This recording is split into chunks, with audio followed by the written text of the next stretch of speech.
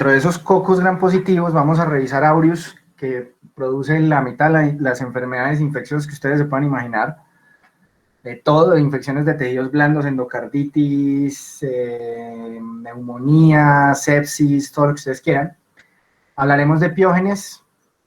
Aureus es muy peligroso por la alta resistencia a antibióticos que tiene. Piógenes no es resistente a antibióticos, pero es una bacteria muy virulenta, que no solamente puede producir infecciones de tejidos blandos, sino infecciones de garganta y complicaciones no supurativas como la fiebre reumática, ya me imagino ustedes han visto algo en pato, y neumococo, que es el campeón de las infecciones respiratorias. Nos vamos a enfocar en estas tres bacterias desde el punto de vista bacteriológico, obviamente viendo también los síndromes que tienen que ver con estas patologías. Entonces, cuando a uno le dicen, doctor, está creciendo un coco gram positivo, dependiendo del síndrome o dependiendo de la clínica que tenga el paciente, pues yo me tengo que enfocar en la detección o en la identificación presuntiva de alguno de estos tres. Es importante saber estos patrones de identificación porque, como les dije al inicio y cuando hablamos de los bacilos gram negativos, y como seguramente les voy a recalcar varias veces en la carrera, especialmente en cirugía y en gineco, uno como médico general, cuando está en su rural y en sus primeros años de trabajo, no va a ser el médico del piso, que está allí juicioso, esperando y cuidando a los pacientes. Muchas veces el especialista no va a estar, y cuando uno tiene una muestra de una infección grave, como por ejemplo un hemocultivo, un cultivo de una serosa, o sea, un cultivo de pleura, de líquido pleural, por ejemplo, un líquido cefalorraquídeo, cosas así, cuando empieza a crecer un germen en una muestra de alto valor clínico, el laboratorio lo va a llamar a uno inmediatamente y le va a decir, doctor, empezó a crecer tal cosa. Entonces, sí, claro, es muy chévere cuando uno ya le llega el reporte automatizado, el MALDI-TOF, donde le dice el nombre, apellido y hasta la cepa pues, de Staphylococcus aureus o la clona. Pero en medicina general es muy probable que uno simplemente le den un patrón muy grueso y uno tiene que tratar de determinar y diferenciar las cosas para poder enfocar la terapia antibiótica. Por ejemplo, uno tiene que diferenciar muy bien piógenes de aureus porque piógenes se trata con penicilina y aureus el 90% de los aislamientos hacen gárgaras con penicilina. Entonces, en ese orden de ideas es fundamental esos patrones de identificación básicas y como les he insistido, se los tienen que aprender de memoria, ¿sí? Así como vimos que entonces en gonorrea, Neisseria gonorrea era un coco gram negativo que además no fermentaba maltosa, aquí también nos tenemos que aprender esos patrones. Y como hablamos de infección de vía urinaria recientemente, pues probablemente en el examen le van a salir todos los patrones de identificación, o sea, le va a salir Proteus, le va a salir E. coli, le puede salir un Saprophyticus, que es uno de los primos bobos de aureus, entonces esto hay que sabérselo de memoria, muchachos, y es impajaritable. Entonces, cuando hablamos del enfoque en los cocos gram positivos, que uno le dicen, doctor, está creciendo un coco gram positivo, lo primero que van a hacer en el laboratorio es hacer la prueba de catalasa. La prueba de catalasa va a permitir saber si estamos frente a un estafilococo. Entonces, lo primero que se va a hacer son estas pruebas auxiliares, que es la prueba de catalasa, y después, dependiendo de lo que nos salga, vamos a mirar cómo se enfocan los cocos que tienen, que crecen en el agar sangre para ver los patrones de hemólisis. Entonces, cuando se hacen las pruebas auxiliares, básicamente se van a hacer tres grupos de pruebas que son básicos para nosotros. La prueba de catalasa, la prueba de coagulasa y los antibióticos atípicos, donde tenemos dos que se tienen que aprender, la optoquina y la bacitracina, ¿sí? Algo ya los habíamos mencionado, especialmente para que se aprendieran en la galactiae, en la infección de vía urinaria en la embarazada, es muy importante. Pero además, también vamos a ver que la optoquina, por ejemplo, es muy importante en la identificación de los estreptococos salivarios. Entonces, siempre que me dicen que creció coco gram positivo, lo primero que se hace es analizar cuál es el patrón de crecimiento, si son estafilo, o sea, están en racimos, o están en cadenas, que serían estreptococos. Sin embargo, la sensibilidad y especificidad del solo el patrón en racimos, en acúmulos o en cadenas realmente no es muy alto y por eso siempre nos tenemos que apoyar además en las pruebas anexas. Entonces, siempre que tengamos en racimitos o en clústeres y sean catalasa positivos, vamos a estar frente a estafilococo. Y si estas salen en forma de cadenas y son catalasa negativos, vamos a estar frente a streptococo o enterococo. Miren que yo enterococo no lo mencioné, ese es un coco gram positivo que generalmente está asociado a infecciones intrahospitalarias. Ustedes ya van a ver y a sufrir más de él ya cuando estén en sus rotaciones a nivel hospitalario, en pacientes multiinvadidos, en pacientes débiles. Entonces la prueba de catalasa me va a permitir hacer esta primera diferenciación. Esto es una enzima que tienen los aerobios, por ejemplo, esta prueba también la tiene algunos bacilos gram negativos, no necesariamente es exclusivo de este, pero aquí en este nivel permite identificación presuntiva y permite diferenciar grupos. Entonces esta prueba de catalasa sale positiva en el estafilo y es la enzima que lleva a la descomposición del peróxido de hidrógeno y libera burbujas. Entonces ahí sobre la placa se pone una gotita de esto y se ven entonces cómo salen las burbujitas. Y ya si sale negativo, o sea, no hay catalasa, entonces hablamos de estrepto, ¿sí? El siguiente paso cuando hablamos de catalasa positivo es diferenciarlos con la prueba de coagulasa. Entonces, cuando sale estafilococo aureus coagulasa positivo, cuando sale estafilococo, perdón, o sea, catalasa positivo, y sale la prueba de coagulasa positivo, estamos frente a aureus. Y obviamente ese es un patrón de alta preocupación, porque de todos los cocos gram positivos, este es el más virulento, ¿sí? Es el que tiene una relación más estrecha con el humano y es el que más daño puede causar neumonías, infecciones del torrente sanguíneo, endocarditis, etcétera, ¿sí? Entonces, siempre que veamos una muestra de algo de alto valor, o sea, un líquido pleural, un líquido cefalorraquídeo, una sangre, que es en teoría más o menos estéril, y aparece un estafilococo aureus, es una señal grande de alerta, es una señal grande de alarma. Ya en cambio, cuando se hace la prueba de coagulasa, mira, la prueba, sí, Sofía, me muestra la prueba de catalasa, la catalasa, enzima de aerobios, descompone peróxido de hidrógeno y libera burbujas, todo lo que sea catalasa positivo es estafilo, todo lo que sea catalasa negativo es estreptococo y enterococo, ¿listo? En la prueba entonces de coagulasa, cuando salen los negativos, de hecho en los libros clásicos de microbiología decían estafilococos coagulasa negativo, si usted coge la MAN del 2020, dice, hay un capítulo para estafilococo aureus y un capítulo entero para coagulasas negativos, ¿sí? ¿Por qué están así? Porque es que los coagulasas negativos no tienen tantos factores de virulencia, no producen tantas infecciones, y para que uno le dé una infección por estos, uno le tiene que dar papaya. Entonces, cuando uno mira la tríada epidemiológica en aureus, aureus es un patógeno primario, ¿sí? Aureus me puede matar a mí, los puede matar a ustedes y también puede matar a su abuelo. Pero en cambio, para que a mí me dé una infección grave por epidermidis, por saprophyticus, por hominis, por hemolíticum, por pseudointermedios, el de los animales, estos generalmente se van a relacionar es con la aparición de factores de riesgo del hospedero. ¿Se acordarán ustedes en las burbujitas de la tríada epidemiológica que ya entonces ahí la bolita del hospedero empieza a pesar cada vez más, ¿sí? Esa es la importancia allí. Entonces, les voy a poner un ejemplo. Yo tengo un paciente con fiebre, un muchacho joven, uno de ustedes está ya en urgencias con una fiebre en la berraca, le ven unas lesioncitas en la piel así como forúnculos, esas las vamos a ver el sábado, y uno dice, uy, jue madre, fiebre, pero con unas lesiones tan boas, ¿qué será? Toma un hemocultivo. Ese hemocultivo aparece alto crecimiento de Staphylococcus aureus, usted tiene una bacteremia por Staphylococcus aureus, que además, como se lo reportaron, doctor, en el hemocultivo pitó, está creciendo un coco gram positivo, coagulasa positivo, catalasa positivo. Pues, al contrario, coco gram positivo, catalasa positivo, coagulasa positivo. ¿Cuál es el diagnóstico de ese chino? Aureus, gravísimo, hay que darle antibiótico terapia de amplio espectro. Pero por el otro lado, es un paciente en quien está hospitalizado, hizo un pico febril, no se sabe bien de qué, puede ser una neumonía, puede ser una infección de vías urinarias, alguna otra cosa, se le toma el hemocultivo y ese hemocultivo, de 3 botellas de hemocultivo que se deben tomar, sale una botella positiva, ¿sí?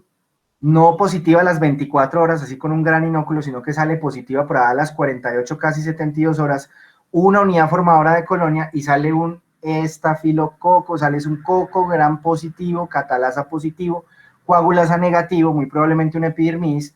¿Qué fue lo que pasó? Muy seguramente durante la toma del hemocultivo se contaminó y creció un coquito de la piel, ¿sí?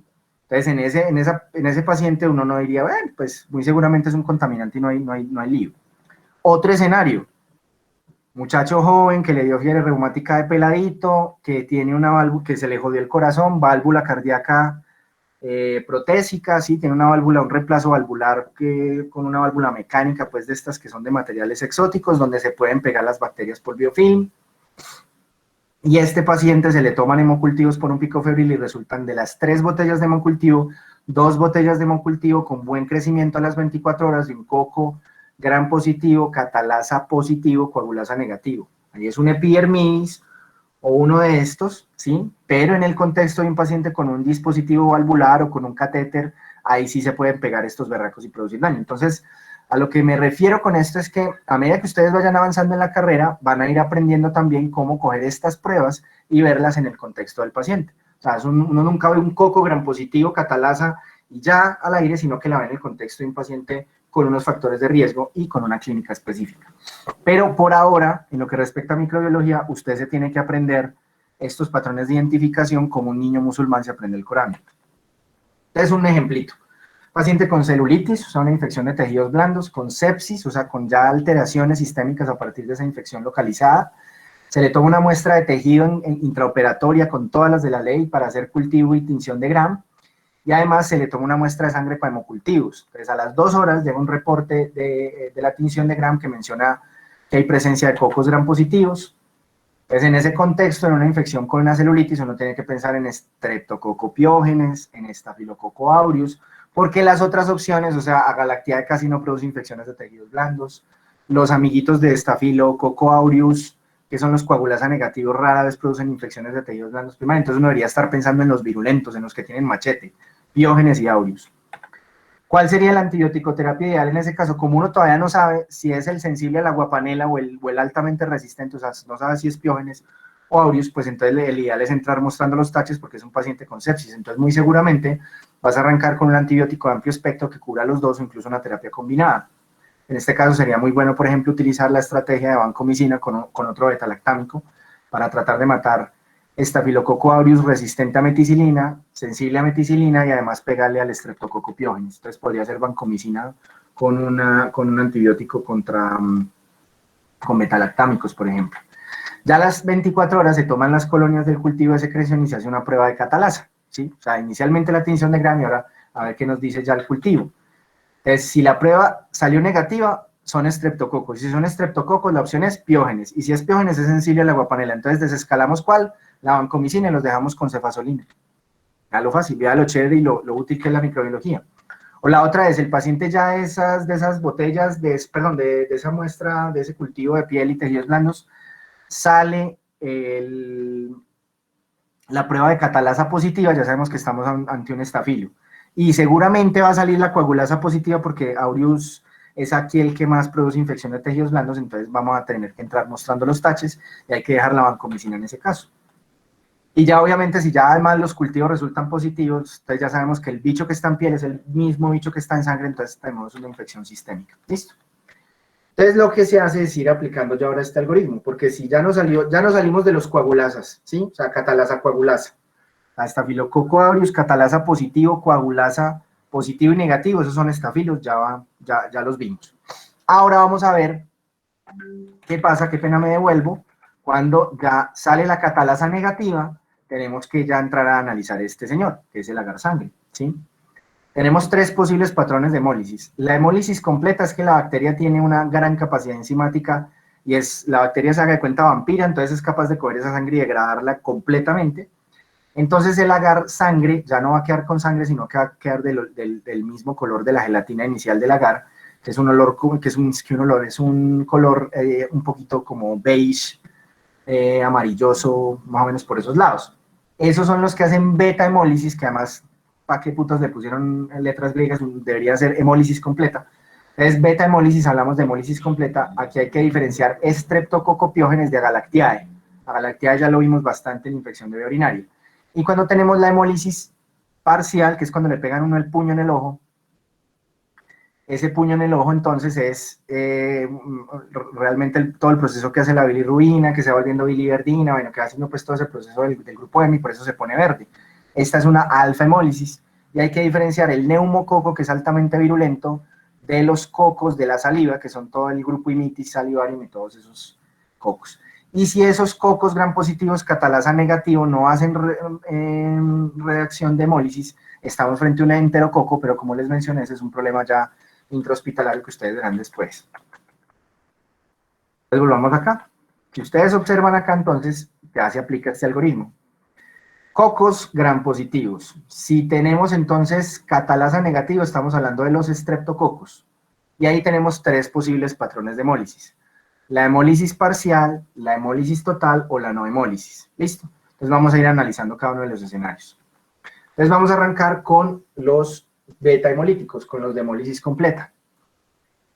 Cuando uno en el cultivo ve que la hemólisis es completa, o sea, el agar se está poniendo del color pues como beige, que es original el agar sin la sangre, lo que hace entonces la persona que está en el laboratorio, la bacterióloga o el bacteriólogo, es coger un disquito que está impregnado de antibiótico y lo pone ahí encima, ¿sí? Un sensidisco. Este sensidisco tiene un antibiótico especial que se llama la bacitracina, ¿sí? ¿A qué le suena bacitracina? ¿A qué le suena ese nombre? ¿No le suena como a batracio? La bacitracina salió de las ranas, fue uno de los primeros antibióticos que se describió, que salía de una secreción de las ranas y que se dieron cuenta de que mataba cocos gram positivos, particularmente piógenes. ¿Qué pasa? La bacitracina es muy tóxica y eso no se puede utilizar como antibiótico en humanos. Y se ha dejado solamente como un antibiótico marcador, o sea, un antibiótico en laboratorio. Entonces usted no puede ir, deme por favor 4 tubos de bacitracina, yo me lo echo en esta roncha, no. Eso no se puede. Y una de las características, vamos a ver si alguien se recuerda, porque creo que se los mencioné a abuelo de pájaro. ¿Quién me dice cuál es el mecanismo de acción de la bacitracina? Por lo menos en qué estructura actúa. A ver si gana una décima. Listo, bueno, entonces pared celular. ¿Y en dónde en la pared celular? Ojo, Sofi, con eso que el que inhibe las reacciones de transpeptidización son los betalactámicos, donde están las cefalosporinas, las penicilinas y los carbapenémicos, ¿sí? La bacitracina lo que hace es inhibir las lanzaderas de bactoprenol. Aquí se los escribo, bactoprenol. Entonces, cuando uno hace la pared, ahí es bueno hacer ese recorderis.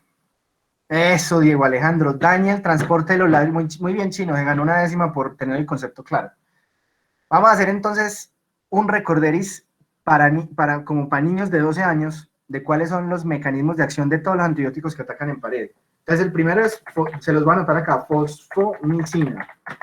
Fosfomicina no deja hacer ladrillo. Resulta que hay unas reacciones iniciales para poder hacer el N-acetilácido murámico que requieren de uno de los pasos del ciclo de Krebs. La fosfomicina, que es un antibiótico muy interesante, que pues es un poquito costoso, pero realmente es muy salvador en muchas situaciones, lo que hace es inhibir esa reacción desde el ciclo de Krebs para poder hacer el precursor, entonces no deja hacer ladrillo. El siguiente paso en la pared es no dejar transportar el ladrillo.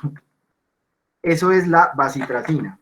Teniendo en cuenta que la bacitracina no sirve para terapia antibiótica, sino simplemente es un antibiótico marcador. La bacitracina, como dice muy bien Diego y se gana una décima, no deja llevar el ladrillo a la pared. Luego de eso, ¿cuáles siguen? Siguen las penicilinas, los betalactámicos, que lo que hacen es evitar que los ladrillos se peguen con cemento. ¿Cómo lo hacen? Matando el albañil. ¿Cuál es el albañil? Las PVP, las proteínas transpeptidasas que hacen la pared. Y finalmente los glicopéptidos, peptidoglicanos malos. Entonces, los glicopéptidos son ladrillos malos. Ahí está. Fosfomicina no deja hacer el ladrillo, bacitracina no deja llevar el ladrillo a la pared, betalactámicos evitan que los ladrillos se peguen con cemento, o sea, las reacciones de transpeptidización, y los glicopéptidos, que es el más importante de la vancomicina, no va a permitir que se siga haciendo pared, dado que son ladrillos defectuosos y no le puede pegar nada más ahí. Muy importante que tengan eso presente, especialmente para entender lo que vamos a ver ahorita de estafilo, porque en estafilo coco aureus uno tiene que tomar la decisión, o lo trato con vancomicina o lo trato con betalactámico, ¿sí? Bacitracina es marcador y fosfomicina se utilizan gram negativos, para que lo tengan presente. Entonces, volviendo acá, el grupo de los estreptococos, de los beta hemolíticos, vamos a necesitar hacer la prueba de sensibilidad a la bacitracina. Si yo pongo el disco y el antibiótico se difunde y mata a todas estas bacterias, hablamos que es bacitracina sensible, y estamos frente a un estreptococo piógenes. ¿Cuáles son las muestras de alto interés de piógenes? Muestras de piel y tejidos blandos de infecciones purulentas severas, y muestras de garganta. Este bicho vive muy orondo en las gargantas de los niños y pueden producir faringoamigdalitis bacteriana, y esa faringoamigdalitis puede ser responsable de complicaciones como la fiebre reumática, del caso que pusimos ahorita del man con las válvulas estropeadas. Y ya si Streptococcus pyogenes, usted ve que pone el disco y usted ve que las colonias no les hizo nada, hablamos de que son bacitracin resistentes, y ahí tenemos Streptococcus agalactiae, que es el más importante ahí para gineco. Ahora bien, la hemólisis es parcial. Este nos vamos a volver a referir, porque lo vamos a volver a repasar, cuando hablemos de infección respiratoria. Cuando la hemólisis es parcial, miren ese pegote verde, se pone un disco que tiene un antibiótico que se llama la optoquina. Ese sí no me acuerdo del mecanismo de acción. ¿Quién me lo recuerda? Búsquenlo en Google, a ver qué encuentran. Lo ponen aquí para que no se nos olvide. Streptococcus pneumoniae es sensible a la bacitracina, o sea, tal cual la imagen que usted está poniendo aquí. Yo les pusieron en el examen. Ese bicho que está ahí es neumococo, ¿sí o no? Usted tiene que poner sí, es neumococo porque es sensible. Miren, que pongo el antibiótico y mato las colonias alrededor de el agar sangre. ¿Listo? Entonces, eso es lo que tenemos que saber de identificación. Veo, me reportan cocos gram positivos, hago prueba de catalasa, si sale positivo hago prueba de coagulasa. Si la prueba de catalasa salió negativo, miro el agar sangre, miro patrón de alfa-hemólisis. Si hay alfa-hemólisis, miro la optoquina. Si hay beta-hemólisis, miro la bacitracina. Y eso, muchachos, es de las pocas cosas de microbiología que se tiene que aprender de memoria, no es opcional. ¿Listo? Preguntas hasta aquí, chicos. Una cosa que no dije de los cocos optoquina resistentes, esos son los cocos que uno tiene en la boca, que son todo el grupo salivario, mimitis. Entonces es muy importante neumonía. En neumonía lo que más va a crecer son cocos salivarios que no tienen nada que ver. Esos cocos de las babas no son capaces de producir neumonía. Pero meta pues un neumococo ahí al pulmón y acaba con uno. Bueno, entonces, para que profundicen así, pero berracamente de audios, los invito al simposio del 6 y 7 de mayo. Vamos a tener 3 charlas de estafilo. ¿Cómo era importante este maldito bicho? Vamos a tener 3 charlas de este pisco. Además vamos a tener el taller de interpretación de antibiograma, que pues ya es una cosa muy bien montada que tenemos, donde también se analiza. Vamos a tener solo una clase de antibiograma en Staphylococcus aureus. Entonces, un poquito, como siempre, contexto, importancia. Esta bacteria es histórica. Recuerden que hemos hablado mucho de todo lo que pasó en la era microbiana desde finales del siglo XIX, hacia finales del siglo XIX, o sea, de 1850 en adelante, después de lo de Semmelweis. Y recuerden que entre 1870 y 1888 es donde los padres de la microbiología sacan finalmente todos sus descubrimientos, los medios de cultivo, los criterios de Koch, algunos de los primeros, de las primeras aplicaciones de vacunas y sueros, bueno, todo ese tipo de cosas. Entonces, esos grandes descubrimientos de la era microbiana nacen en este contexto. Uno, pues ustedes, porque ya primero han jugado videojuegos más que todos los chicos y todos hemos visto películas de guerra, entonces uno tiene claro que la Primera y Segunda Guerra Mundial eran los alemanes dándose los traques con todo el mundo. La introducción a la Primera Guerra Mundial fueron estas guerras, que fueron las guerras franco-prusianas a finales del siglo XIX. Hay que recordar que antes Alemania no estaba unificada, sino que eran varios reinos, entre ellos Prusia, que eran como el más potente. Y los prusianos estaban agarrados a los traques con los franceses, ¿sí? Ya después, obviamente, se unifica Alemania y entonces dicen "This is the remix" y aparece la Primera Guerra Mundial. Pero en ese contexto de Francia y Prusia, ahí es donde tenemos nuestros padres de la microbiología, el doctor Koch, prusiano-alemán, y Pasteur, francés. Entonces los congresos de bacteriología y de microbiología iniciales eran también una dicha porque era la guerra entre los dos y quién sacaba descubrimientos más brutales, como sí, yo logré resolver qué es el anthrax, y el otro decía sí, yo logré resolver qué es la tuberculosis, y también se insultaban y era pues para comer crispetas. Entonces Edwin Klebs, uno de los ayudantes de Virchow, alemán, de ahí viene Klebsiella, ¿sí? Acuérdense, bacilo gram negativo fermentado rápido, Klebs, que produce neumonía y toda la vuelta.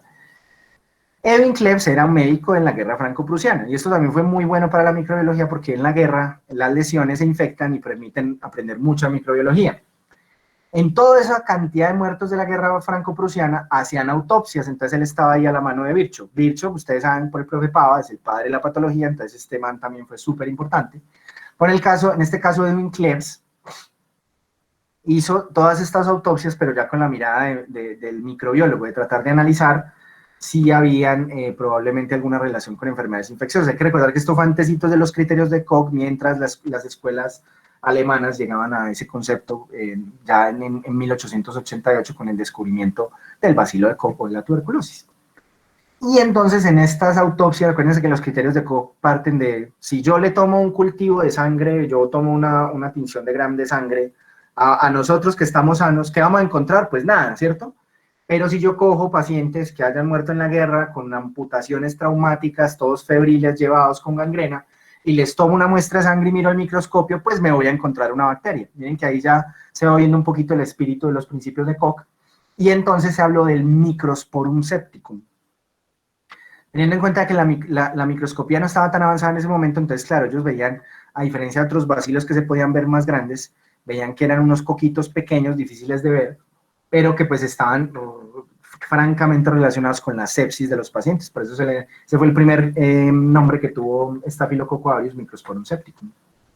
Oxton, otro médico, pero este ya escocés, adaptó rápidamente la técnica antiséptica de Lister. Hay que recordar que Lister todavía no sabía muy bien cuál era la causa de las infecciones en la cirugía, pero Lister había encontrado la relación en la literatura, gracias a lo que había escrito Pasteur sobre las fracturas abiertas y cerradas, que eso también yo se los conté. Entonces Lister, quien creía que un polvo de enfermedad era el causante de la supuración, Oxton logra identificar el microorganismo. Entonces, en este tema me he encontrado cada vez más convencido de que solamente es una causa y no un polvo así de enfermedad el que causa estas infecciones sépticas y que es un germen especial. Oxton es entonces el primero en hablar de este gran patógeno que produce las infecciones quirúrgicas. Y de hecho entonces él habla, ¿sí? Sir Alexander Oxton habla de Staphylococcus pyogenes. Miren, uno dice, oiga, profe, pero no había un Staphylococcus pyogenes, sí.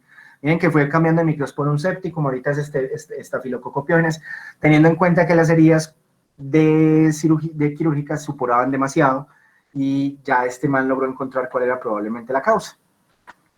Entonces, de hecho, miren ustedes, miren, eso que habíamos hablado ahorita, strepto y estafilo, miren ustedes Oxton lo chévere que lo logra diferenciar. Los micrococos se pueden encontrar en dos distintas formas, cadenas o grupos.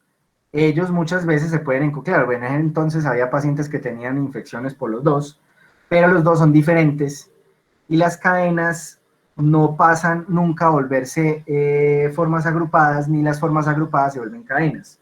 A través de este paper, y es la primera vez que se le llama así, el término micrococcus está usado para hablar de las dos formas.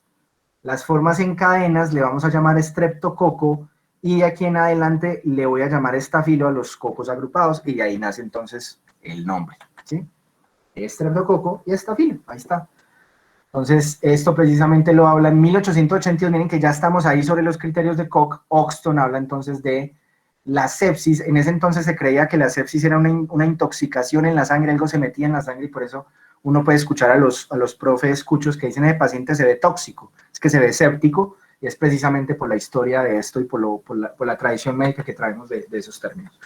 Ya Rosenbach, entre 1884, un cirujano alemán, vean la importancia de los alemanes en este parche, logró ya aislar dos diferentes cepas de estafilococo, los cuales, dependiendo de la apariencia, los llamó Staphylococcus aureus. Miren ustedes Staphylococcus aureus como se ve bonito en agar sangre, con sus colonias pues así muy bien establecidas amarillas por esos pigmentos de carotenos que tiene el Staphylococcus aureus. Y ya el Staphylococcus albus, que ahorita le llamamos epidermidis, pues precisamente albus por blanco. Miren ustedes las dos diferenciaciones. Entonces miren lo bonito como a través de Oxton, de Klebs y ahorita ya de Rosenbach ya tenemos la diferenciación. Y también es una cosa un poco triste. Miren que lo que yo les estoy enseñando que ustedes van a aplicar en, no sé, cuando se estén ya viendo ya rondas y todo eso, 2024, 2025, son unas vainas que descubrieron en 1884 y es bonito, pero es triste, pero lo seguimos aplicando. Entonces ya llegan los antibióticos, ¿sí? Los antibióticos fueron fundamentales, les recomiendo mucho, yo no sé, bueno, ¿Se acuerdan el texto de antibióticos que ustedes revisaron que encontraron los errores? Ya salió publicado en Infectio, para que de pronto lo busquen. Nico ya publicó el artículo, está en Infectio, en la revista de medicina de la Universidad de Antioquia, contando precisamente la gran historia. Los que se lo hayan leído, pues ya vieron ustedes lo interesante que fue el descubrimiento y el contexto social del descubrimiento de la penicilina. Y miren ustedes la prueba de bacitracina. ¿Se acuerdan que la bacitracina o la octoquina permitía ver esto? Esto es lo interesante. Los encidiscos o el antibiograma o el análisis de la susceptibilidad a antibióticos a través de los discos untaditos de antibióticos son un recorderis o son una especie de homenaje a cómo de forma serendípica Fleming descubrió la penicilina. Recuerdan que Fleming también descubrió la lisozima, ¿sí? Que eso está también ahí en el texto, muy bonito y muy interesante. Entonces, lo interesante y lo chévere de este señor es que cuando descubre esto que hay en el halo de inhibición, que finalmente se volvería la penicilina, esa penicilina era inicialmente difícil de sintetizar, los pacientes que les daban penicilina intravenosa tenían que coger la orina y volver otra vez a tratar de purificar el antibiótico para volvérselo a aplicar a otro paciente. Imagínense que nos tocara hacer eso todavía. Descubrió que esta penicilina es extremadamente buena matando cocos gram positivos, y lo sigue siendo, mata piógenes a 8 manos, y es capaz de matar de forma muy efectiva a Staphylococcus aureus mientras no tenga penicilinas ni otros factores de resistencia. Lo interesante de esa época es que, acuérdense que todo esto fue en contexto de guerra, ya es el remix número 2 de la guerra franco-prusiana. En la Segunda Guerra Mundial se volvió un secreto de guerra la penicilina y los alemanes nunca pudieron desarrollarla. Finalmente fueron los ingleses y los estadounidenses a través de los estudios de Sir Alexander Fleming, y ya todo lo que harían en el grupo de Oxford finalmente para llevarle la penicilina al mercado. En aquella preclara época, la penicilina servía para matar piógenes y aureus. Pero lo que les voy a mostrar con Staphylococcus aureus es cómo la resistencia antibiótica fue aumentando con el tiempo y fue pues causando estragos debido a la adquisición de múltiples factores de resistencia.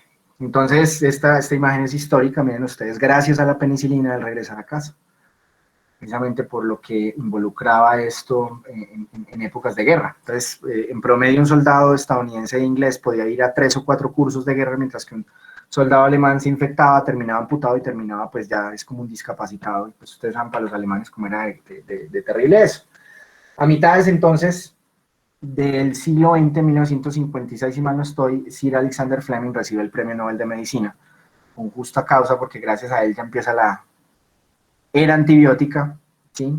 A la cual probablemente le quedan, quién sabe, quizás le quedan pocas décadas o alrededor de un siglo, si las cosas siguen como van.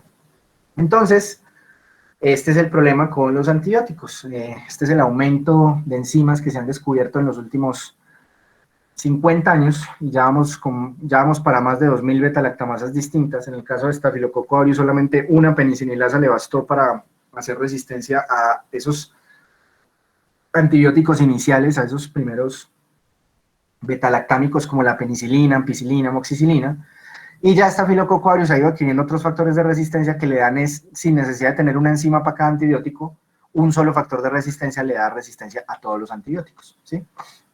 Bueno. Entonces esta es la distribución de Staphylococcus aureus meticilino resistente. Está un poquito desactualizada y hay que mirar que esto varía con el tiempo.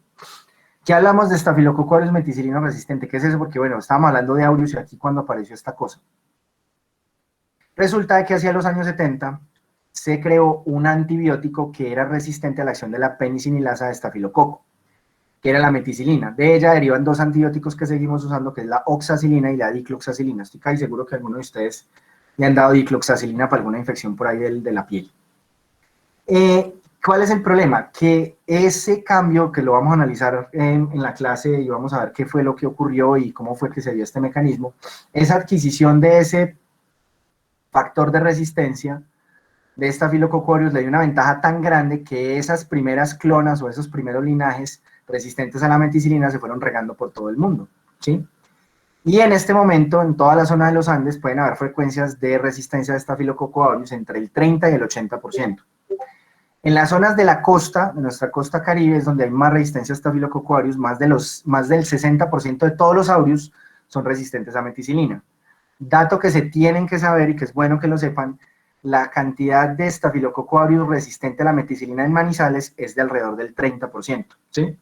O sea que nosotros, si ya viéramos el mapa granuladito, nosotros estaremos de este color. Ese es el problema actual que tenemos, ¿sí? Ahora nos tenemos que enfrentar, y eso ya es una cosa que ustedes verán más adelante en medicina hospitalaria, a que cuando a mí me dicen, doctor, creció un coco, gram positivo, catalasa positivo, coagulasa positivo, yo me tengo que preguntar si es uno de 3 patrones. Si es un Staphylococcus aureus multisensible, que es el Staphylococcus aureus al que se enfrentó Fleming, ese es menos del 10% de los aislamientos de Manizales. Usted en el antigrama dice sensible a todo, súper chévere, se puede tratar hasta con penicilina. Después tenemos el 80% de los estafilococos que van a ser resistentes a la penicilina gracias a que tienen penicinilasa, y de ese 80% que son resistentes a la penicilina va a haber un porcentaje grande, perdón, de ese 90% que son resistentes a la penicilina va a haber un porcentaje grande que va a ser más o menos un 30%, la mitad, que van a ser resistentes a meticilina. Entonces uno cuando se va a enfrentar a la terapia antibiótica de los pacientes tiene que tratar de tomar en cuenta esos 3 patrones. O es sensible a todo, o es resistente a la penicilina, o es meticilino sensible, meticilino resistente, perdón, y eso quiere decir que es resistente a todos los betalactámicos que se pueden usar en aureus. O sea, resistente a penicilina, a cefalosporina de primera, segunda y tercera, a aminopenicilinas, o sea, amoxicilina, ampicilina, y obviamente pues de ahí para arriba otros antibióticos. Entonces, dentro de la taxonomía tenemos que, y los invito a que se metan al árbol filogenético que nos mandó Carlos Maldonado, muy bonito, para que ustedes vean ahí, dentro de los procariotas, en el filum están los firmicutes. Firmicutes quiere decir de pared grande, o sea, los gram positivos que están adaptados a la piel. De ahí están entonces un grupo grande, una clase grande que son bacilos. Alguien me puede decir, profe, pero usted no me ha dicho que estos son cocos, bacilos, no. Ahí dentro de la clase bacili de los firmicutes están los cocos y algunos bacilos también gram positivos. Entonces ya del orden baciliales, después siguen los micrococcaceae, los micrococos, teniendo en cuenta que estos micrococos es como esa gran familia que describió inicialmente Klebs, Oxton, antes de ya ponerles nombres a esto.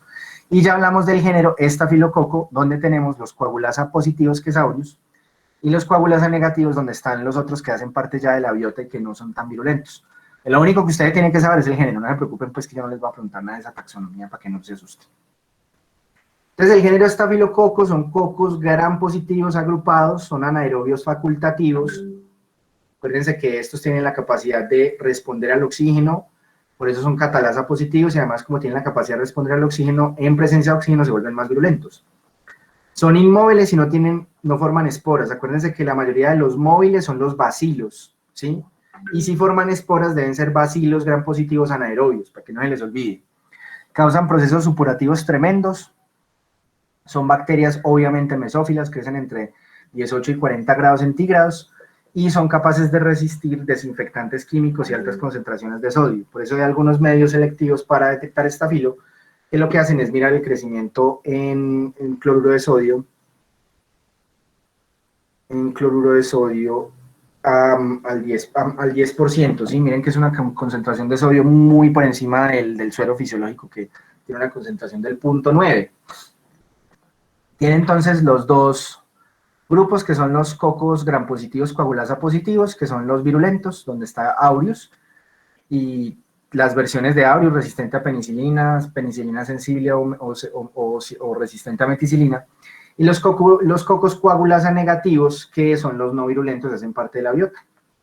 Ojo con esto, no es que Staphylococcus aureus no haga parte de nuestra biota, lo que pasa es que nosotros tenemos una relación difícil con aureus. Si yo les tomara una muestrica por hisopo aquí en la nariz, en las ventanas nasales, detrás de las narices, en los pliegues de las ingles, de aquí de las axilas, y a todos les hago cultivos, más o menos entre el 10 y 40% de ustedes van a tener estafilo. O sea, estafilo está en todas partes. Y de estos, más o menos el 10%, el 5% van a tener Staphylococcus aureus meticilino resistente, que es más peligroso, ¿sí? Entonces, no podemos decir que hace parte de la biota, es como una especie de invasor no deseado, porque es un patógeno primario altamente peligroso, pero desafortunadamente está allí y hace parte, pues, teóricamente de la biota normal, pero pues siempre será por eso cuando uno hace un diagnóstico de esto, o sea, si yo les tomara un hisopo y les hago esto y sale el cultivo positivo, ¿quién me pone en el chat cómo se llamaría eso? ¿Ustedes estarían qué? Comensales, mutualistas con estafilo. ¿Estarían qué? ¿Cómo se llama ese estado? Que lo mencionábamos en las relaciones con los microorganismos, los tipos de relaciones, que hay una que es eminentemente clínica. Eso, pucha, se acordaron, muy bien, chicos, claro, colonizados, muy bien, ¿sí?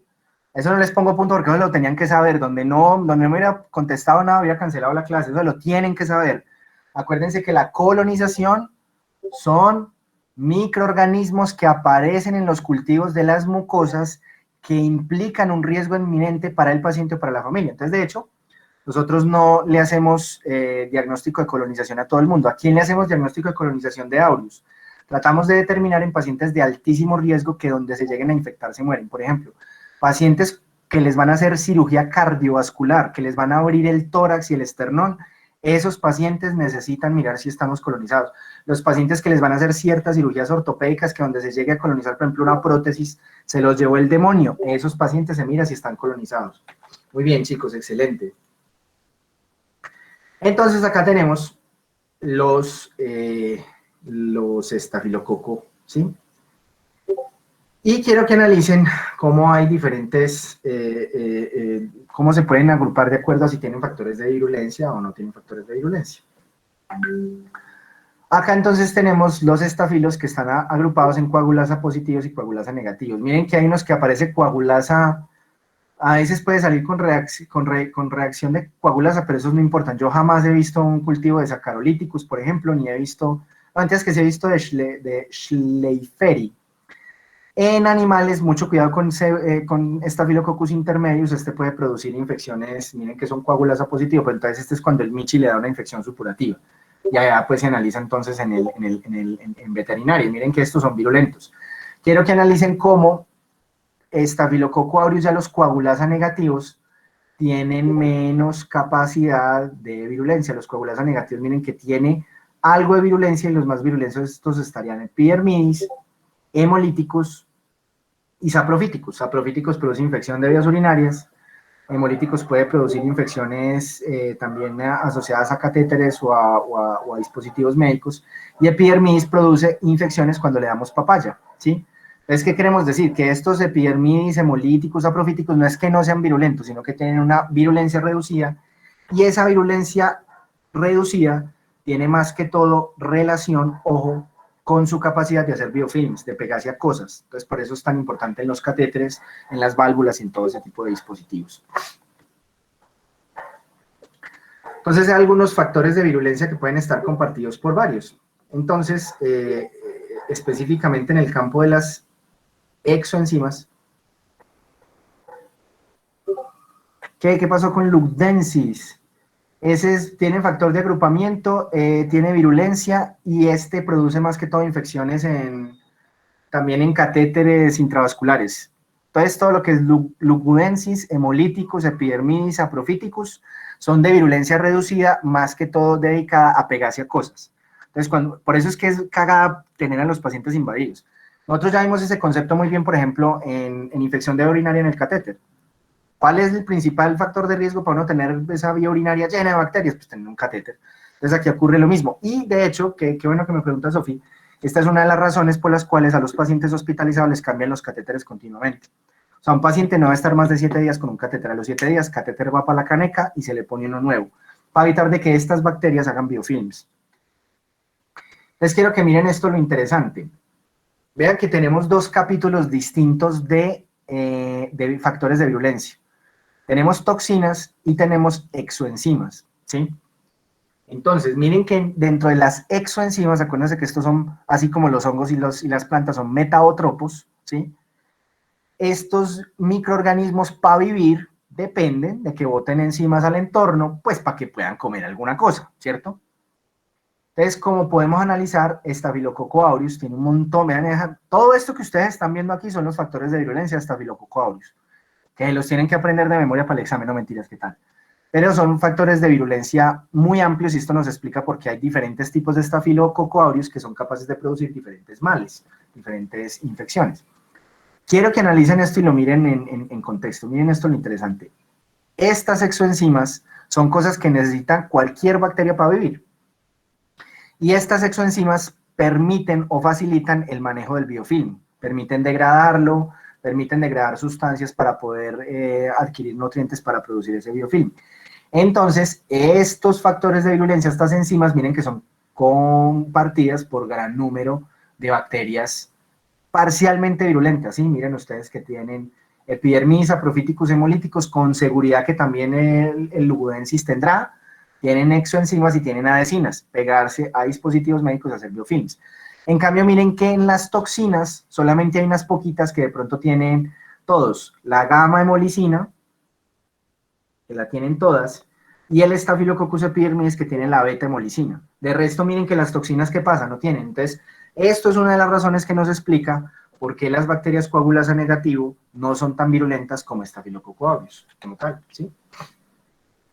Miren las otras, miren las adhesinas, miren que las adhesinas, todos tienen algún tipo de adhesinas, porque estos son capaces de producir eventualmente infecciones de torrente sanguíneo asociados a dispositivos vasculares.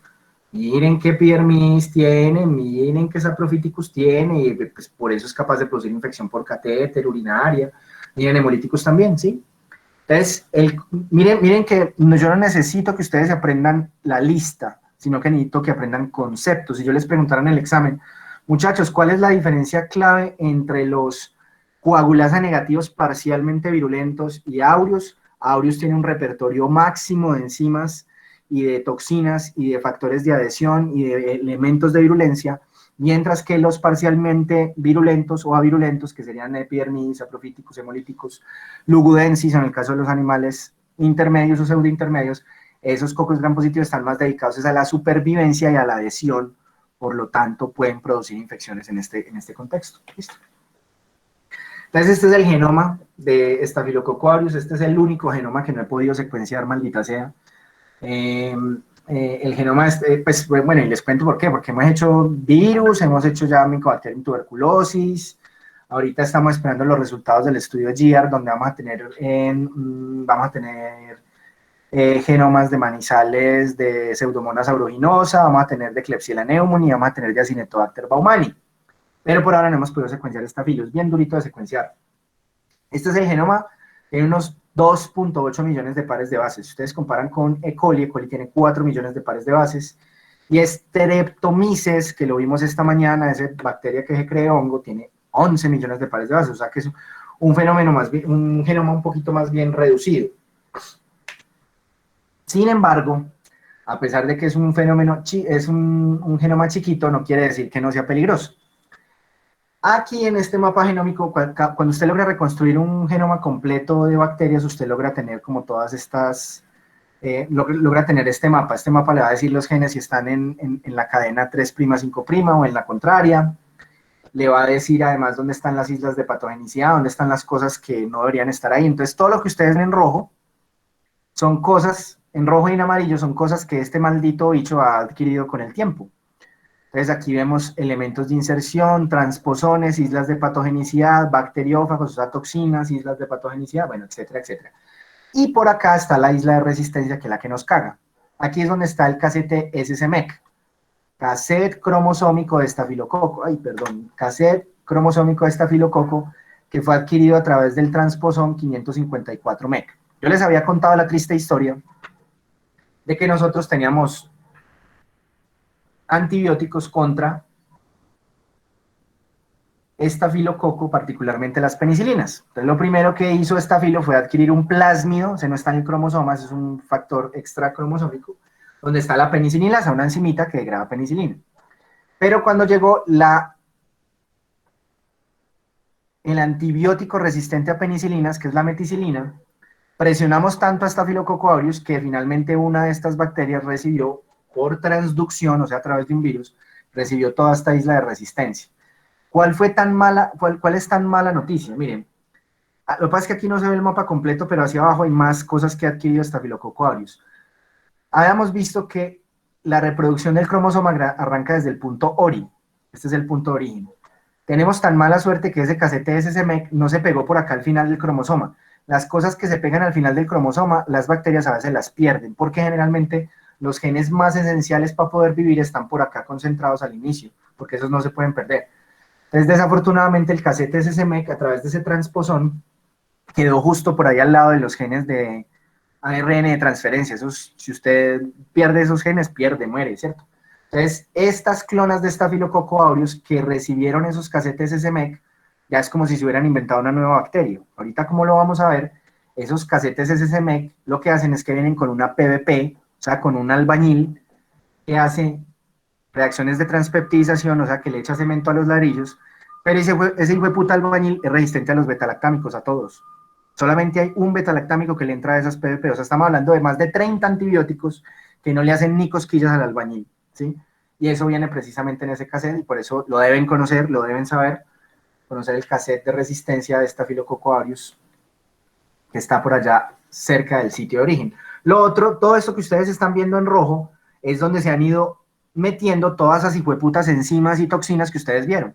Por eso no todos los aureus son similares. Usted va a tener un aureus que tiene muchas toxinas digestivas, de toxinas, enterotoxinas, y entonces es el estafilo que le daña el arroz, se lo echa a perder, y entonces usted le da diarrea por el arroz.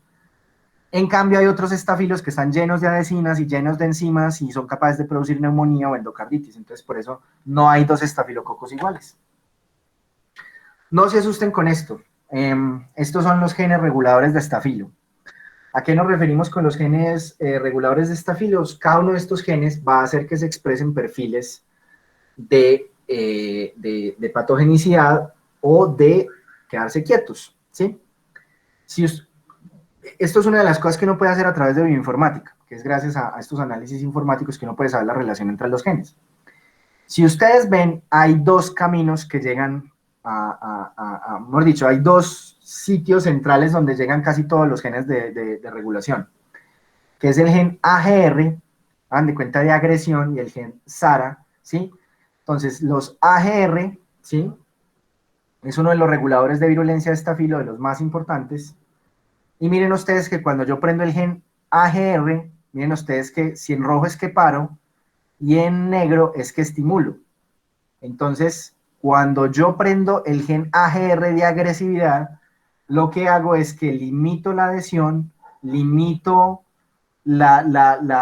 estar en paz, ¿sí? O sea, tratar de no mostrar mayores factores de virulencia para no activar el sistema inmune, y lo que hace es llamar a la guerra, a toxicidad, entonces prende toda la toxicidad. En cambio, cuando se prende el gen SARA junto con otros, lo que hace es más bien mantener las cosas en paz. ¿Por qué les digo esto? Porque, muchachos, ¿qué dijimos ahorita? La mitad del salón tiene Staphylococcus aureus en su piel.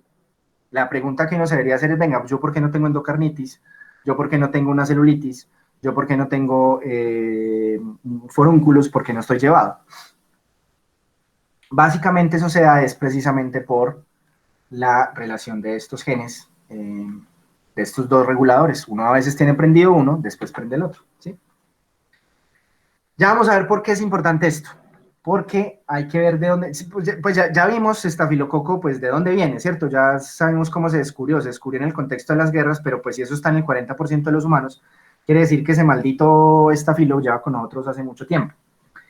Esta es una cosa que parece muy bonita y muy interesante en el libro de Mandel, donde muestra una persona con fluoresceína, lo dejaron que trabajara, que hiciera como su vida normal, a ver uno qué es lo que está tocando y qué es lo que está haciendo todo el tiempo. Nosotros nos tocamos, así no nos demos cuenta mucho, nos tocamos la cara cada ratico. De hecho, nos podemos tocar la cara a veces decenas de veces por minuto. Lo que ocurre entonces acá es que un paciente lleva pues sus actividades de rutina y después ya se le tomó por una luz ultravioleta una foto y se ve entonces cómo se tocó muchísimo la cara, obviamente las manos, algunas partes pues de la piel, de la ropa, los bolsillos. Y esto habla entonces de que nosotros cuando tenemos una bacteria en la biota de la piel, pues nos la estamos llevando de un lado para otro. Esta otra imagen demuestra la fructífera, profunda y antigua relación que tenemos con las vacas. ¿Cómo les parece? Que parece que estafilococo viene de las vacas, parece que viene del ganado. Estafilococo probablemente en sus versiones anteriores a... Pregunta Mariana una pregunta bien interesante. Mariana dice, profe, pero igual uno puede tener solo furúnculos y que no sea como tan malo, ¿cierto? Sí, pero por ejemplo, si una persona tiene muchos forúnculos y además tiene una válvula cardíaca, con seguridad que ese aureus va y se le va a sembrar por allá. Entonces, si una persona presenta furunculosis a repetición, hay que estudiar, hay que mirar qué hay, eso no es normal. Si es familiar, entonces hay que mirar de pronto una inmunodeficiencia, y si es una cosa crónica, si es una cosa reciente, hay que mirar a ver qué factores pueden haber allí, y hay que mirar si ese paciente que ha tenido furúnculos no haya tenido otra afectación por otro lado. Oiga, se me llena el celular, Dios mío santísimo, de preguntas de vacunas, pucha. Entonces, esto es lo que se cree que pasó, ¿sí? Parece que nosotros, el Staphylococcus aureus, está relacionado con nuestra relación con las vacas. De ahí probablemente recibimos el ancestro común a todos los estafilos aureus, ¿sí? Y estos estafilococos, en este paso aquí a ser el estafilococo aureus primitivo, adquirió las islas de virulencia. ¿Se acuerdan esas islas rojas que vimos en el mapa genómico? Estos ya son factores de virulencia. Y ya aquí de estos estafilococcus aureus primitivos, a medida que nosotros, después de haber tocado las vacas, ya nos fuimos tocando nosotros, tocando a otros, pues la bacteria se fue adaptando y viviendo allí en nuestra biota, en la nariz. Y ya lo que se hizo entonces fue que de ese estafilococcus aureus se fueron adquiriendo mutaciones puntuales en esos genes regulatorios, y ya tenemos entonces diferentes tipos de estafilos con diferentes perfiles de regulación. Si podemos entender que hay estafilos que son capaces de producir más infección digestiva por toxinas, otros producen más forúnculos, por ejemplo, como le pasa a Mari, otros producen, por ejemplo, más neumonía y entonces son súper peligrosos y pueden matar a los perros, pues eso también va en relación con diferentes perfiles de regulación génica, como serían los perfiles con la activación de los genes AGR. Vamos a ver eso cómo funciona. Entonces, ¿qué pasa? Vimos 40% de la población colonizada, ¿sí? Entonces, para que uno esté colonizado, hay varias cosas que deben jugar allí. Entonces, por ejemplo, si Mari y los papás y los hermanitos de Mari todos tienen mucha colonización por aureus y a veces les da muchos forúnculos, habría que mirar en ellos si tienen de pronto algún SNP en alguno de estos genes, que sea relacionado, por ejemplo, con colonización y con aparición, por ejemplo, de forunculosis crónica. Por otro lado, entonces, tenemos la interferencia bacteriana. Cuando uno está colonizado por otras bacterias, estas le dicen a Staphylococcus aureus, no estorbe, eche para allá. Entonces ahí tenemos algunas especies de Corynebacterium que son propias de la piel, o incluso Staphylococcus epidermidis. A ellos no les gusta mucho estar juntos, a ellos les gusta estar solitos. Por otro lado, también tenemos la inmunidad de los PERO. Para detectar aureus es claro, TLR2, yo espero que eso no sea un conocimiento nuevo para ustedes, ya vieron ustedes lo que detecta el TLR2, los péptidos antimicrobianos, particularmente la lisozima, acuérdense la importancia de la lisozima en los gram positivos, y pues obviamente ya algunos elementos de la respuesta inmunidad adaptativa. Y además de eso, algunas otras cosas como por ejemplo el cigarrillo, la edad, a medida que uno va avanzando de edad tiene más riesgo de estar colonizado por Staphylococcus aureus. Los pacientes fumadores alteran un poco de la biota y tienen más aureus. Los pacientes dialíticos, los pacientes diabéticos tienen más aureus, ¿sí? O sea, si usted coge todo el conjunto de diabéticos, todo el conjunto de renales, ellos están súper, hiper, mega colonizados por aureus, ¿sí? Entonces, ¿cómo es el proceso y qué es lo que pasa? ¿Sí? Uno se coloniza en algún punto, vean el hospital donde nació, o la familia lo expuso a uno, o los compañeritos del jardín, aureus muy orondo se pegó a la mucosa de la nariz o de otro pliegue, ¿sí? ¿Y qué es lo que pasa? Muchos nos quedamos ahí, ¿sí? Por ejemplo, a mí nunca, hasta donde yo tengo entendido, a mí nunca me ha dado una infección por estafilo en la vida. No me ha dado una furunculosis, no me ha dado una celulitis, no me ha dado nada que yo sospeche de que tenga estafilo. Puede que lo tengan colonizantes seguramente, porque uno pues estuvo en hospitales y eso, pero entonces aureus está ahí, está funcionando por ahora como un colonizante, como un riesgo inminente. Entonces, en algunos pacientes, por múltiples razones, por factores de inmunidad, por microabrasiones de la piel, por lo que ustedes quieran, empieza un proceso de invasión, ¿sí?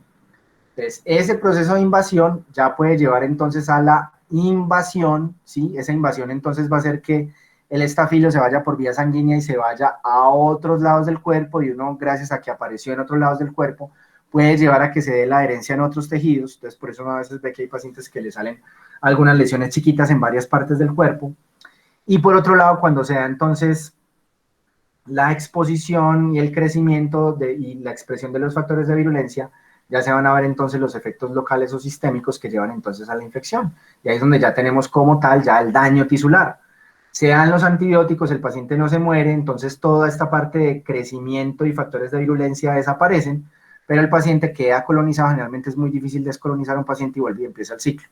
Entonces, si hay algo que no detenga la invasión de Staphylococcus aureus, vamos a tener este ciclo muchas veces, que es el caso de los pacientes renales, diabéticos, e incluso los pacientes VIH. Los pacientes VIH no es un factor de riesgo determinante, y ustedes vieron que no está dentro de las patologías definitorias de SIDA, pero como están expuestos a ambientes hospitalarios, entonces le mantienen dando papaya a la bacteria hasta que finalmente se dan infecciones, ¿sí? Entonces, siempre arrancamos por una adhesión, una colonización inicial, y cuando ya se produce un crecimiento y expresión de factores de virulencia, ahí es la invasión y la enfermedad, que es lo que queremos tratar. La pregunta del $1.000.000 es: ¿qué hace que se pase de adherencia y colonización a toxicidad e invasión? Esa es la pregunta del $1.000.000. Entonces ahí es donde tenemos los diferentes reguladores. Entonces, en los estafilos que probablemente tengo yo, ¿sí?, que nunca me han atacado, pues yo tengo estafilococos que están allí, que todo el tiempo están activando el gen SARA, el SARA, ¿sí? ¿Qué hace el SARA? Comportarse como un epidermis. ¿Qué vimos que hacen los coagulasa negativos? Adherirse, estar ahí en el pegote, viviendo ahí tranquilos. Entonces, este es el perfil de colonización, tener el gen regulador SARA activado.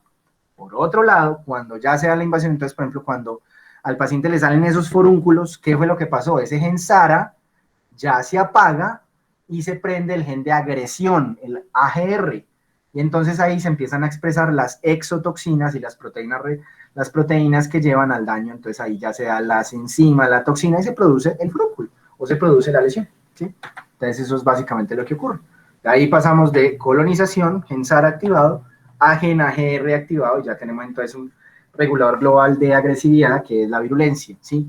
¿Qué es lo que lleva a esto? Esto sería una cosa que hay que estudiar, y que hay muchos grupos de investigación estudiando, porque es que por ahora lo único que tenemos que hacer cuando se activa esta vuelta, entonces digamos a Mari le da, cada vez que le da un forúnculo hay que echarle entonces mupirocina ahí donde le da el forunculito, pero lo que deberíamos tratar de hacer es, pues todavía no se puede, o no sabemos cómo hacerlo, es decirle a ese estafilococo que la coloniza, decirle no vuelva a volverse, no vuelva a activar su gen AGR, que esos serían moduladores de virulencia, pero todavía no los tenemos. Y así lograríamos llegar a una relación de equilibrio con el microorganismo. ¿Por qué? Porque es que nosotros nos la mantenemos peleando, ¿cierto? Y nos la mantenemos peleando con antibióticos, y los antibióticos, ¿qué hacen? Seleccionar cada vez bacterias más malas y más virulentas.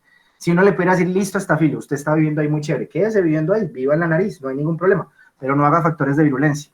El problema es que todavía no hemos podido llegar a eso, ¿sí?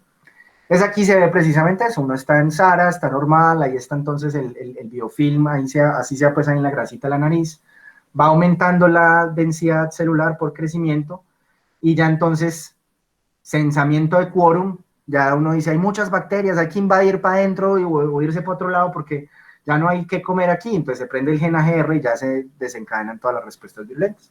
Ahí lo ven ustedes entonces ahí. Vean que fuimos por grado de dificultad, ahorita ya así es como se ve ya entonces la regulación de estos genes, que ya se ven un poquito pues más difícil y más complicado, donde vemos que cuando se producen los péptidos de autoinducción, que son los AIP, que son los que se dan, por ejemplo, cuando hay quórum, ¿sí? Entonces, por ejemplo, en el forunculito, están creciendo allí y están apenas empezando a hacer lesión. Entonces, las bacterias, a medida que se van dividiendo, el gen AGRD va a producir la proteína AGRB, que va a sintetizar y va a extruir los péptidos AIP, que son los péptidos de autoinducción. Estos AIP se van a pegar a esta proteína AGRC, que va a llevar a una inhibición de AGRA, y esta AGRA va a inactivar AGRA, y este AGRA, perdón, se va a ir a pegar al SARA, y al pegarse al SARA se inactivan todos los genes de paz, y va a quedar la bacteria ya activada para hacer la guerra, ¿sí? Ahí lo vemos ya en el funcionamiento. Ojo, yo no les pido a ustedes que se aprendan la cascada de entonces si activa el gen AGRC, ¿cuál es el que sigue? No, yo lo que necesito es que usted sepa que todo el conjunto, todos los genes AGR son los encargados de mediar la virulencia, y que en Staphylococcus aureus, en estado de colonización, son los genes SARA, que lo que van a hacer es mantener las proteínas de adición y no expresión de exotoxinas. Aquí lo vemos súper clarito, ¿sí? Miren ustedes lo chévere. Tenemos entonces los diferentes factores extracelulares de aureus implicados en la patogenia, respuesta a los elementos reguladores globales. Reguladores globales son SARA y AGR, ¿cierto? Aquí lo tenemos, SARA y AGR. Entonces quiero que miren esto. ¿Qué tenemos en las fases de crecimiento cuando todavía hay nutrientes y la bacteria no quiere volverse agresivo? Miren que el gen AGR está apagado en fase de crecimiento exponencial, ¿sí? Y miren todas estas proteínas que se están expresando. Proteínas de unión al colágeno, fibronectina, esto mismo los hacen los coagulasa negativos, ellos mantienen pegados al pegote. Y miren que cuál es lo que se está activando, se están activando los reguladores de la paz, el ROT y el SARA, ¿sí? Ahora bien, cuando ya llegamos entonces a la fase post-exponencial, ya se acabó el crecimiento, ya el gen AGR se activa y lo que hace es tratar de sacar polisacáridos capsulares para evitar la fagocitosis. Y ya cuando decimos, hombre, no hay que comer aquí, necesitamos invadir este man, miren ustedes lo que pasa, ¿qué se activa aquí? Todos los AGR en la fase de crecimiento post exponencial, o sea, cuando ya no hay, y ahí ya tenemos entonces la hemolicina, la citotoxina, las toxinas alimentarias, y miren que el gen SARA se apagó, ¿sí? Entonces ahí no entienden. Entonces si yo les pusiera en el examen, una bacteria, Staphylococcus aureus, que empezó a invadir la piel y activó tales y tales y tales y tales factores de virulencia, ¿cómo está el gen SARA? ¿Cómo está el gen AGR? Entonces el gen AGR, ¿cómo está? Aprendido. Y el gen SARA, ¿cómo está? Se calman con el gen SARA, pues no hay actividad durante el gen SARA. Listo. Eso es entonces esto. Miren, muchachos, vamos a parar hasta acá para seguir entonces el sábado con nuestra clase, para ya seguir viendo ya el bestiario de factores de virulencia de Staphylococcus aureus brevemente, para poder aprender algunas cositas que necesitamos saber de su virulencia. Vamos a parar en esta gráfica que nos va a... Miren lo bonito aquí como se ve el crecimiento, cuáles son proteínas de superficie para adhesión, cuáles son las proteínas secretadas, y ahí podemos analizar ya todo lo que hemos visto hasta ahora de los gram positivos. ¿Preguntas, chicos, hasta acá? ¿Se ha quedado clarito?